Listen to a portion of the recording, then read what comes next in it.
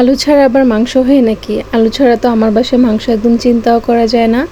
আজকে আলু আর পেঁপে দিয়ে রান্না করেছিলাম গরুর মাংস। আর পেঁপে দিয়েছি আমার শাশুড়ির জন্য, সে আবার আলু খেতে পছন্দ করে না। এখানে রান্নার জন্য আমি মাংস পরিষ্কার করে নিয়েছি, এখানে আলু পেঁপে কেটে রেখেছি, সাথে আদা রসুনও বেটে নিয়েছি, পেঁয়াজ কুচি করে নিয়েছি শুকনো মশলা যা লাগে। এবার রান্নার জন্য সব কিছু প্রস্তুত।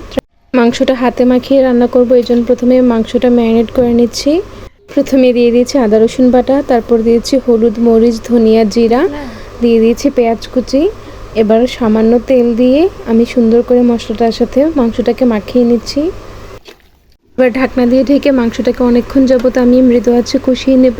আস্তে আস্তে করে কষালে মাংসটা সিদ্ধ হবে ভালো আর খেতেও ভালো লাগবে। পর্যায়ে মাংস থেকে পানি ছেড়ে দিয়েছে, আমি কোনো পানি ইউজ করিনি। এবার দিয়ে দিচ্ছি আস্ত গরম মশলা, তেজপাতা, এলাচ, দারচিনি। আমি কিন্তু ঢাকনা দিয়ে ঢেকে ঢেকে মাংসটাকে অনেকক্ষণ যাবত কষিয়ে নিয়েছি। মাংসটা অলমোস্ট সিদ্ধ হয়ে গিয়েছে। এবার আমি দিয়ে দেব কেটে রাখা পেঁপে আর আলু। পেঁপে আর আলু দিয়ে কিন্তু আমি অনেকক্ষণ কষিয়ে নিয়েছিলাম। এবার দিয়ে দিচ্ছি ঝোলের জন্য পানি। এবার নেড়ে চেড়ে আরও 20-25 মিনিট রান্না করে নিচ্ছি। এই যে দেখুন, আমাদের রান্নাটা একদম কমপ্লিট। কালারটা অনেক সুন্দর এসেছে মাশাআল্লাহ। আজকের ভিডিওটা এ পর্যন্তই ছিল। সবাই ভালো থাকবেন। আসসালামু আলাইকুম।